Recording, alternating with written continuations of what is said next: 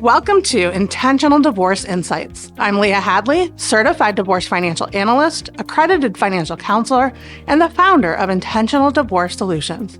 I'll be your guide through the complexities of divorce, finance, and emotional wellness. Join me as we uncover practical tips and empowering insights to help you navigate your divorce with clarity and intention. Hi there, and welcome back to Intentional Divorce Insights. Today, I want to talk with you about something that I think is, quite frankly, one of the most overlooked pieces of the divorce puzzle.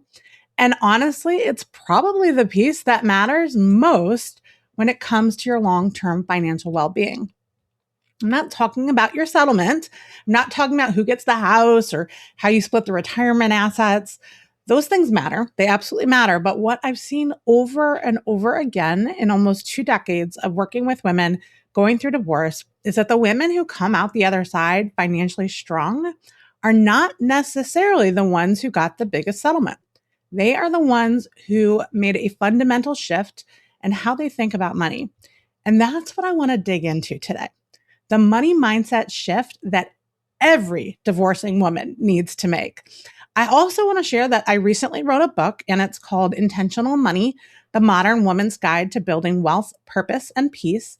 And while that book is for all women navigating financial transitions, so much of what's in it was born from the work that I do with divorcing women every single day. So I'm going to weave in some of those concepts today because I think they're going to resonate with you in a really meaningful way. So let's start with what actually happens to your relationship with money when you go through a divorce, because I don't think that we talk about this enough. When you're married, most couples fall into financial roles. Maybe you were the one who paid the bills, but your spouse managed the investments. Maybe you handled the kids and the household and your spouse handled the money, right? All of it. Maybe you both kind of avoided it and just hoped things would work out. Or maybe you were the one tracking every dollar and your spouse spent without thinking about it. Whatever the dynamic was, divorce blows it up completely. And suddenly you're sitting there realizing, I am now 100% responsible for my financial life. And here's what I want you to hear. That realization can be terrifying. And it's also one of the most powerful moments of your life. Because for many of the women I work with, it's the first time that they're truly in the driver's seat. I had a client, let's call her Sarah, who came to me in the middle of a divorce. And she could barely open her bank statements, not because the numbers were bad, but because she had spent 20 years letting her husband manage everything. She didn't even know what accounts they had. And the idea of being responsible for investment decisions, for retirement planning, for budgeting on a single income, it paralyzed her. And I see some version of Sarah almost every week. Brilliant, capable women who've managed households, raised children, navigated incredibly complex family dynamics, run businesses even. But when it comes to money, they freeze because somewhere along the way, they absorb the message that money wasn't really their domain. This is what I call the financial identity crisis of the divorce. It's not just about the numbers. It's about who you believe you are in relationship to money. And until you address that, no settlement amount is going to make you feel secure because security does not come from a number. Let's say that again. Security does not come from a number. It comes from knowing that you can handle whatever comes next. Now, let me walk you through some of the very specific mindset traps I see divorcing women fall into. And I want to be really clear. These are not character flaws. These are completely normal human responses to an incredibly stressful situation. But they can cost you a lot of money and a lot of peace if you don't recognize them. The first one is what I'll call a scarcity panic. This is that feeling of I'm going to lose everything. I need to grab whatever I can right now. Scarcity panic is what makes women fight tooth and nail for the house, even when the numbers clearly show it's really not affordable. It's what makes women agree to lopsided settlements just to get it over with because the fear is so overwhelming, they just want it done. Scarcity panic makes you reactive instead of strategic. And reactive decisions in divorce are almost always expensive decisions. The second trap is what I think of as golden handcuffs thinking. This is when you are so anchored into your married lifestyle that every financial decision gets filtered through, but I used to have. I used to have a 4-bedroom house. I used to drive a new car. I used to not worry about what dinner cost. And look, it is completely valid to grieve those changes. But if you're making financial decisions trying to replicate a lifestyle that was built on 2 incomes with 1 income, you're setting yourself up for struggle. The shift here is moving from preserving what was to really building what's next. The third trap is defaulting to outsourcing. And this one might surprise you. I'm a financial planner. I obviously believe in hiring professionals, but there's a big difference between hiring a team to support your financial decisions and handing your financial life to someone else because you don't want to deal with it. Now, I see women who go from having their husband manage the money to having their attorney or their financial advisor manage it, and they never actually step into understanding their own numbers. That's not empowerment. That's just changing who you are dependent on. And the fourth trap, and this is a big one, is the I'll figure it out later avoidance. I've been there, believe me. Divorce is emotionally exhausting. I know that. And when you're just trying to get through each day, sitting down to think about retirement projections or an investment strategy honestly can feel impossible. So you just push it off. You tell yourself you'll deal with it once the divorce is final. But here's the thing. Some of the most important financial decisions of your life are being made during the divorce process. If you are not engaged in those decisions, if you are not asking questions and understanding what you're agreeing to, you may be signing away your financial future in ways that you don't even realize. Every one of these traps has a common thread. They keep you in a passive relationship with money, and that is exactly what we need to change. So, how do you actually make this shift, right? This is where I want to introduce you to what I call the intentional money method.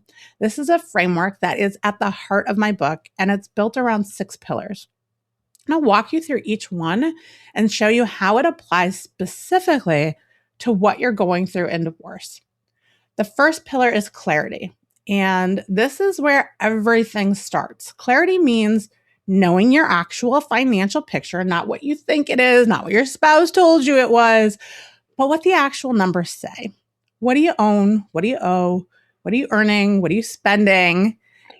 You would be amazed at how many women going through divorce cannot answer those questions. And I don't say that to shame anyone. I say it because getting those answers is the single most empowering first step you can take.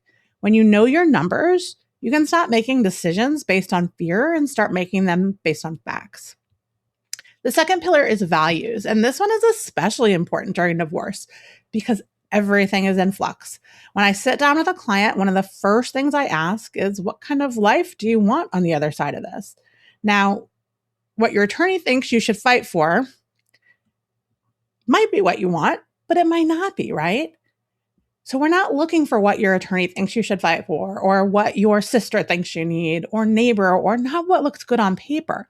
What actually matters to you? Maybe it's being in a certain school district for your kids. Maybe it's having the flexibility to travel. Maybe it's building a business. Maybe it's simply feeling safe. When you know your values, your financial decisions have a true North Star, and that makes everything clearer. The third pillar is mindset, which is really what this whole episode is about. This is the shift from money happens to me to I'm intentional with my money.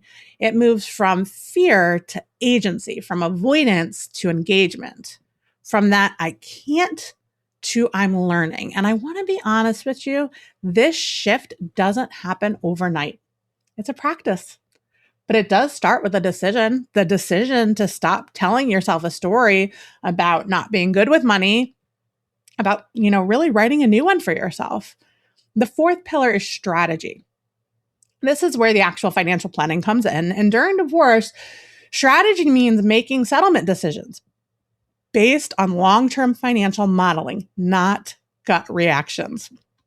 It means understanding the tax implications of keeping the house versus taking retirement assets. It means knowing the difference between assets that look equal on paper but have very different real world values. This is where working with a certified divorce financial analyst like myself can make an enormous difference because honestly, a good CDFA isn't just crunching numbers. They're helping you see how today's decisions play out over the next 10, 20 years. The fifth pillar is action because mindset without action is just positive thinking, and that doesn't actually pay the bills, right? Action during divorce looks like opening accounts in your own name, building or rebuilding your credit, creating a cash flow plan for your post-divorce life, setting up an emergency fund. These aren't complicated things, but they do require you to show up and to do them. And every single one of them reinforces that new financial identity that we talked about earlier, the identity of a woman who's in charge of her financial life. And the sixth pillar is support. And I saved this one for last because I think it's the one that women honestly resist the most. We are so conditioned to do everything ourselves, to be strong, to not need help. But going through a divorce without support is like trying to navigate unfamiliar territory without a map. You really need a team, a CDFA, a good attorney, somebody for emotional support like a divorce coach or a therapist, ideally a community of women who understand what you're going through. Going it alone, that's not strength. It's usually the most expensive and most painful way to get through this. These 6 pillars, clarity, values, mindset, strategy, action, and support, they work together.